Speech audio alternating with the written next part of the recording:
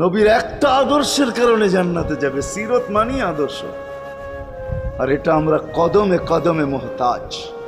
কেননা এই ছোট জীবনটা যদি গ্রহণযোগ্যতা পর্যন্ত পৌঁছাইতে হয় আল্লাহর কাছে, চাই নারী হই, চাই যুবক হই, চাই বৃদ্ধ হই, যেই মানুষই হই না কেন, যেখানেরই হই না কেন, যেই বাসারই হই না কেন, যেই বর্ণেরই হই না কেন, যেই পেশারই হই না কেন, যেই সোসাইটিরই হই না কেন, এই জীবনটাকে যদি গ্রহণযোগ্যতা পর্যন্ত পৌঁছাইতে হয় কার কাছে? দুনিয়াওয়ালাদের কাছে না, মালিকের কাছে, যিনি এক ফোঁটা পানির থেকে অস্তিত্ব দিছেন, যার কাছে আবার আমাদেরকে ফিরা যেতে হবে।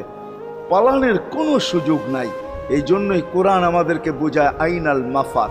আল্লাহ বলতেছে কোথায় ভাগবে তুমি, বলো কোথায় ভাগবে? কবির কথাই সত্য, যদিও নাকি পালাও তুমি আকাশেতে লাগিয়ে সিঁড়ি, সিঁড়ি লাগাও যদি